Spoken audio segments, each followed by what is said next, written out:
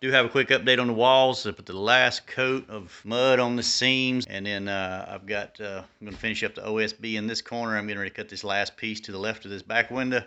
May come back out after dinner and catch that other side over there by the door, and that'll get these 3 walls done so I can put the trim on, and well, I'll primer it, and then I didn't tape the top of these walls because I'm going to put some wood trim at the top anyway, do the OSB on the 2 ends. So that'll give me 3 walls totally done. Once I get that done by the weekend, I'll get the trim out, hopefully get the first coat of primer and paint on, and then of course I got to jump back on the ceiling. I did start on that back here in this one side, and got the first coat on here just so I can put these racks out of the middle of the floor and up against the wall once I get this wall done. So there's my little lift. One of the guys asked if I was going to use stilts, and I was like, no, I don't think I need to be on those bad boys. But this thing here, I got this. I've had this for I had one of these for years. I actually sold the other one I had.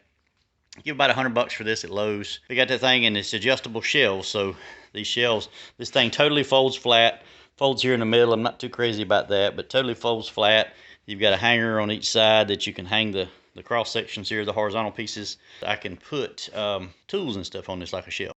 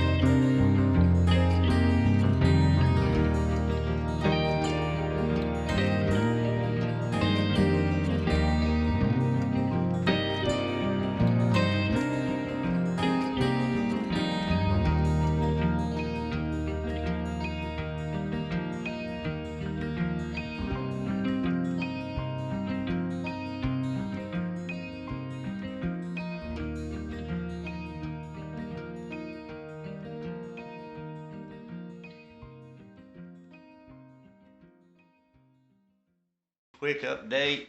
Been rocking it out this week. I do have all the OSB up on the wall.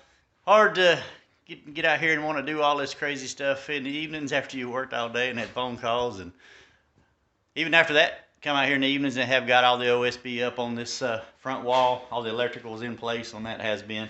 So I've done some pretty good job trimming off all the outlets on the OSB. I was a little wilder when it come to the sheetrock. I don't know if it's because I knew I could fill in some of those voids or not. But so this evening I just spent a little bit of time and doing one of the long seams down the wall. That way I can, once I get the walls done, I'm actually going to put the trim. I'm going to run trim across the top all the way around. I think I said in the last video. I'm going to get that up on the OSB and this one wall and get the primer coat on and go ahead and paint at least the sheetrock wall and the back OSB wall initially, and that way I can get all the electrical finished up on the sheetrock wall here and get the back wall done, so I can get all this junk out of the middle, so I can bring the last bit of stuff from the back side there And I'll probably put it down toward the end where the end wall is that we're just talking about with the OSB, get it painted and primered and painted. And that's the reason I'm doing the seams on the ceiling and the butt joints. That's my absolute favorite. This one actually turned out pretty decent. I'm no drywall guy by any means, but I have done with some remodel work on some rental houses and different things we've had over the years, my parents had, and done enough of it to be dangerous, let's say that. So one thing with drywall and putting the mud on, I have found over the years is less is more. So I'd rather put 5 coats, which is an interesting story behind that we'll get to in the future. I'd rather put 5 coats of spackle on here instead of trying to do it in 3 sometimes, especially if the wall's rough or if it doesn't line up. It's just a lot easier to put an extra coat and do minimal sanding. So I got all the ceiling done. And one of the things we do when I get this back wall done and primered and the side wall, we move everything out of the middle and off the other wall so I can be working on the insulating and drywall in that wall. And after I redo the electric and raise the outlets up, we're actually going to start on a couple projects for you guys. Still learning all my tools, even though I had the camera for it seems like I guess 5 years now. Well, I've done forgot everything I knew about it, so I got to break down and work on that. I'm learning 3 different pieces of software. 1 at work and 3 for this. One on SketchUp, so I will actually put a video up on that. Got a couple designs we're going to put up. Did come up with a pretty cool logo. It's very generic, but I like it. For 365 Woodworks, you'll see that's on the web page. Is actually bigger where you can see it. So I'm still working on sizing and all the nuances of things, but if you go to my web page on the 365woodworks.com, you'll actually see the logo in a full size where you can see it all. So anyway, appreciate you guys watching.